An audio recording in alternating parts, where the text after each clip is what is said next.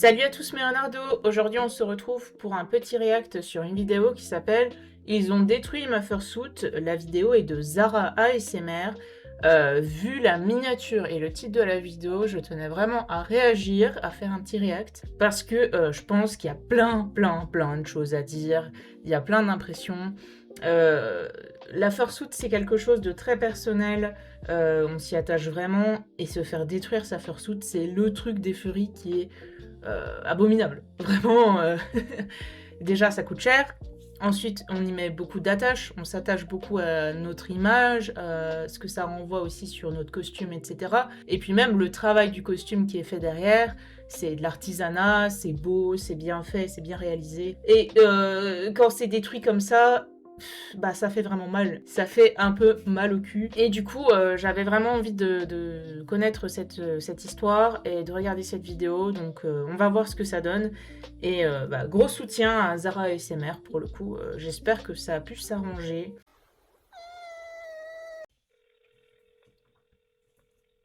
Bonjour. Ma collègue m'informe d'une détérioration de bagages, c'est bien ça? C'est ça, oui. Ok. Et qu'est-ce qui est détérioré? Ce qui a été détérioré, en fait, c'est un costume, une mascotte, en fait. On a détruit ma fursuit. Pour remettre en contexte, juillet dernier, je suis parti aux États-Unis pour aller à l'Antrocon et forcément, j'ai pris Zara avec moi. L'Antrocon s'est passé merveilleusement bien, on s'est amusé. Donc pour le contexte, l'Antrocon, c'est une très grosse convention aux États-Unis qui regroupe des milliers de furries. Et c'était l'une des premières conventions furries créées et démocratisées, où vraiment il y a des furries du monde entier qui s'y rendent, et des gens font des milliers de kilomètres pour y aller parce que c'est vraiment énorme. Et c'était génial, mais arrive le moment du vol retour. On arrive à l'aéroport, on se dirige vers la porte d'embarquement, on attend gentiment que notre groupe puisse embarquer dans l'avion. On se dirige vers la petite dame de l'accueil qui nous demande nos passeports et notre billet pour tout vérifier. Elle me dit « Ah non, un des sacs doit aller en soute, il n'y a pas assez de place dans l'avion ». J'ai gentiment dit à cette dame « Oui, ben je voudrais bien que ce soit mon sac à dos avec les habits qui aillent en soute, parce que je sais que ça craignait rien ». Elle m'a dit non, non, c'est le plus gros qu'il faut qu'il aille en soute, c'est-à-dire le sac de Zara. Bah, ça, je pense que c'est une question de sécurité. En général, je sais que les compagnies aériennes priorisent quand même de mettre les plus gros bagages en soute parce que c'est une question de sécurité. Même si c'est un petit peu chiant sur le moment, hein, et que bah, pour la fursuit, vraiment, c'est tellement fragile que mettre ça en suit, faut vraiment l'autocollant dessus et puis prier pour qu'il arrive rien. Hein. Chose qui visiblement n'a pas été le cas ici. Effectivement, le sac il est quand même un peu gros, mais il est relativement mou, on peut appuyer, on peut le compacter pour que ça rentre sous le siège avant. Et ça marchait vu que je l'avais déjà fait pas mal de fois. J'ai même pas eu le temps de lui expliquer que le contenu était fragile et que c'est vraiment ce sac que je voulais avoir sur moi, que elle me l'a pris et elle m'a mis un petit sticker dessus avec écrit check... merde, c'est écrit quoi dessus encore? Voilà, gate check. Je m'installe dans l'avion. Je pense que malheureusement, le personnel des aéroports est vraiment débordé et ils n'ont pas le temps de s'attarder sur des détails et des choses comme ça. Ce qui est un peu dommage, hein, dans l'absolu, hein, parce que bah, ça peut être important, mais ils doivent avoir tellement des contraintes de temps et de enchaîner que voilà, ils doivent être sous stress tout le temps. Et bah, là, je pense qu'il y a une petite erreur bah, de communication et tout.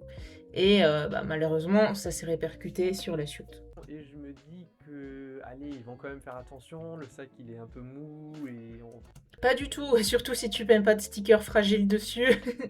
Bon après, il y a le sticker de la soute du coup, mais s'ils savent pas que c'est fragile, ils en ont rien à branler. Et même quand ils savent que c'est fragile, ils en ont rien à foutre quand même. C'est comme je dis, il y a tellement une notion de temps et il faut être express et il faut être rapide que les bagages en soute, c'est vraiment une chance sur je sais pas combien que ça s'en sorte en fait. on l'a pas très bien en main, ils vont faire attention. Non. Je regarde à travers le hublot et là, Ok. bah ouais, ouais, c'était sûr en fait. Donc Bah oui. tout le vol en fait, j'étais comme ça, et après 6 longues heures à attendre, à espérer, je récupère finalement le sac, je l'ouvre et la base 3D de Zara, Aïe, aïe, aïe, aïe, aïe. fissurée, tordue, arrachée, avec Waouh. le tissu décollé, Ah, c'est déchiré, horrible. et les emmerdes administratifs qui allaient pointer leur bout de leur nez. Je me Tu dirige vers m'étonnes. le bureau du service bagage de cette fameuse compagnie. En plus, il a vraiment pas de chance parce qu'il bah, il est encore aux États-Unis. Enfin, je veux dire, c'est la compagnie aérienne des États-Unis. Donc, bah, ça dépend si la personne en elle-même parle vraiment bien anglais, mais tu peux avoir un peu la barrière de la langue et du coup, c'est encore plus compliqué quand c'est des process administratifs. En plus, c'est du jargon un peu compliqué à expliquer en anglais. Donc, bon courage. Pour qu'on me dise que ah non, ça se fait en ligne à la réclamation, vous aurez un numéro de dossier, mais ça se fait en ligne, allez sur le site internet. Ouais. Ok, il était déjà 2 h du mat, on en avait marre, on était fatigué, donc on prend le train pour se diriger vers l'hôtel. Dans le train, avec le peu de connexion que j'ai eu, j'ai cherché leur site internet pour avoir ce fameux numéro de dossier et j'apprends que en fait ça se faisait sur place à l'aéroport, à ce fameux bureau du service bagage. Ouf. Bon, bah, let's go pour y retourner, hein. Donc première fois qu'on se fiche de ma tronche, mais bon, pas grave, je vois qu'ils ont un chat en direct, franchement réactif, pour un 2 h du mat, le service en direct était très réactif, j'ai mon numéro de dossier, on me demande les éléments tels que les photos, le numéro de vol, la date et tout ça, je leur envoie tout ce qu'il faut. Le lendemain ou le surlendemain, j'ai reçu la réponse par mail qui me dit ah non, on n'est pas responsable parce que c'est un bagage en soute.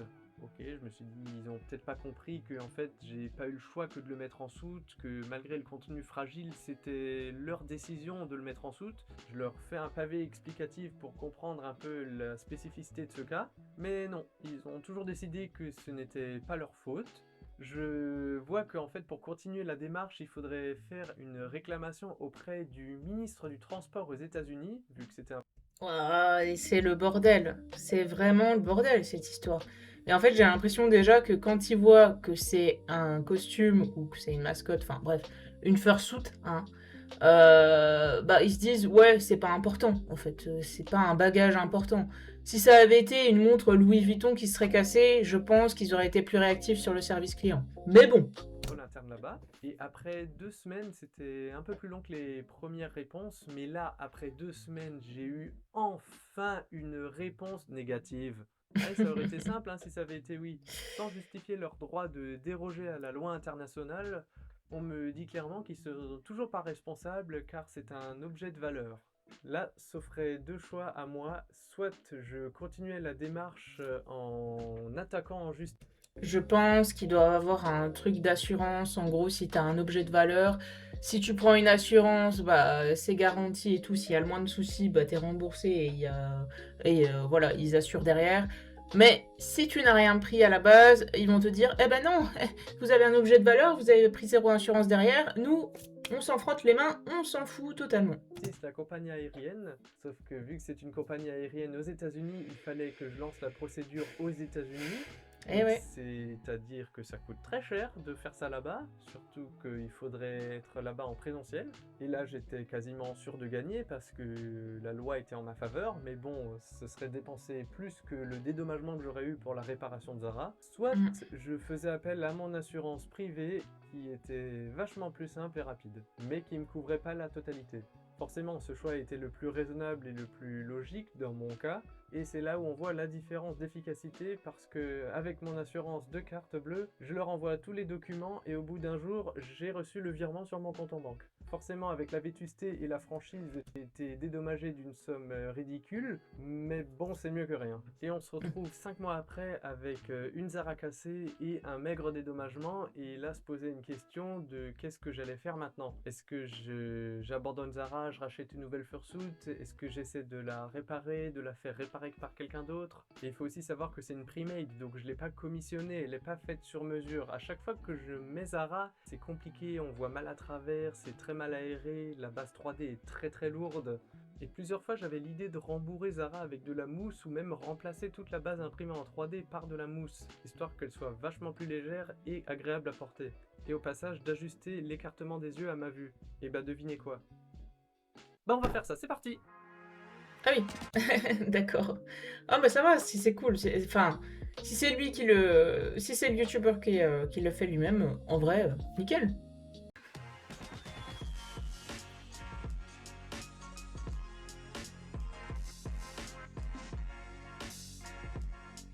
Two hours later. C'est du coup là qu'on peut apercevoir les dégâts plus en détail, toute la Waouh. partie là qui a été arrachée. Ah ouais, non mais tout a été défoncé, c'est incroyable. Enfin, incroyable dans le mauvais sens du terme, mais ouais, c'est une C'est dinguerie. sûr, forcément j'ai dû l'enlever donc ça se voit plus. C'est quoi ce schtroumpf? Hmm. Mais voilà comment c'est fait, avec quand même un peu de rembourrage en mousse pour accentuer un peu les volumes. C'est là que je vois que les premières modifications que j'ai pu faire au niveau de l'élastique, parce que cet élastique c'est pas celui d'origine, je l'ai vraiment rajouté, de base il y avait juste une bande latérale, j'ai décidé de l'agrandir et de faire aussi un élastique au-dessus de la tête pour vraiment la maintenir droite, parce qu'avant elle avait tendance à pencher vers l'avant. Waouh. Oui. Oh, le monstre. Ah, c'est Alors, effroyable. ça donne toujours envie de faire des hugs. Vous savez, on dirait l'histoire d'un fursuiter là qui avait créé une suite lui-même avec genre des morceaux de peluche à lui. Je vous mettrai qui c'est d'ailleurs, la photo est ignoble et puis ce mec-là est ignoble. Mais du coup, ça me fait vraiment penser à ça. Enfin, c'est juste, c'est juste les morceaux de tissu colorés comme ça me fait vraiment penser au costume de cette personne. Mais en vrai, Désolée Zara. je suis étonné, mais elle garde relativement ça. Ouais. Voilà, donc Un peu écrasé quand même. c'est la peau de Zara, littéralement. Alors voilà, un des soucis que j'avais pu avoir avec la fermeture éclair, les poils qui rentrent dans la fermeture. C'est un Et problème. à partir de là, c'est horrible, je suis obligé d'en arracher pour le sortir de là. Donc c'est une des raisons aussi pour laquelle je veux coudre en fait cette fermeture éclair, ne plus l'utiliser et se servir justement d'où l'ouverture du bas pour rentrer ma tête. Étape suivante, on va remplacer la base 3D par de la mousse. J'ai acheté Je pense que ça devait être méga lourd. de la mousse. De base, c'était un matelas pour bébé.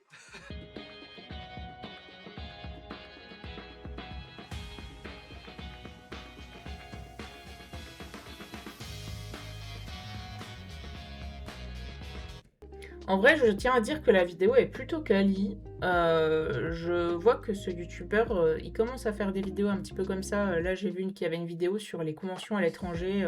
On réactera peut-être plus tard aussi à cette vidéo parce que ça m'intéresse beaucoup.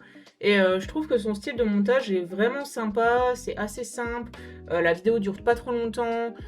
Franchement, c'est bien expliqué et tout. Moi, big up à cette personne-là. Franchement, c'est très agréable à suivre.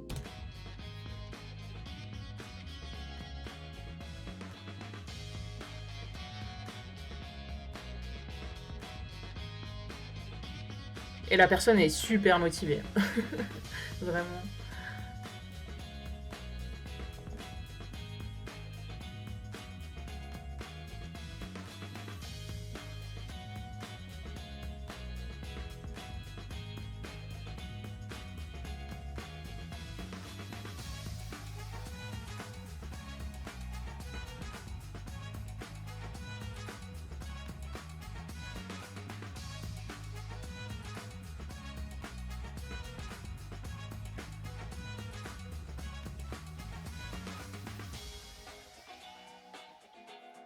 Ah, ça a l'air tellement propre déjà.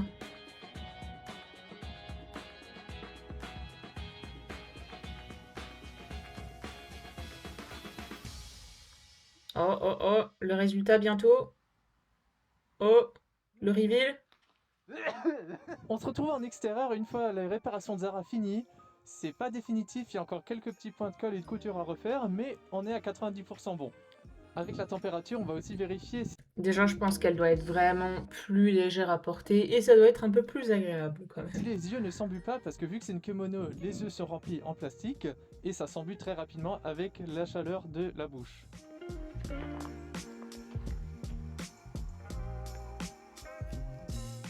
Je trouve que ça fait quand même une grosse différence au niveau du visage entre la base 3D et la base en mousse.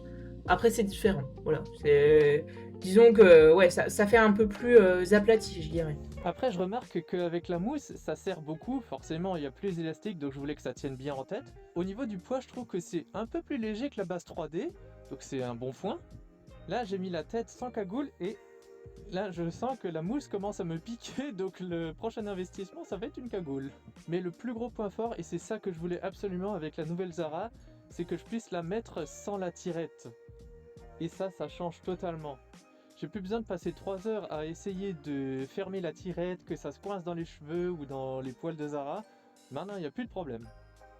Ça m'a permis de mettre aussi un pied dans le monde du fursuit making, qui est un monde autant passionnant que Mais c'est très très bien en vrai. Finalement, quelque part, c'est vrai que c'est désastreux ce qui est arrivé et franchement, je le souhaite à personne. Mais finalement, cette personne a pu se mettre un petit peu dans le fursuit making et voir ce que ça donnait et puis créer un petit peu. Et bah, au final, ça fait une expérience en plus. Donc, on va essayer de retirer le positif. compliqué. Franchement, maintenant je les respecte. Et quitte à refaire une autre fursuit par la suite.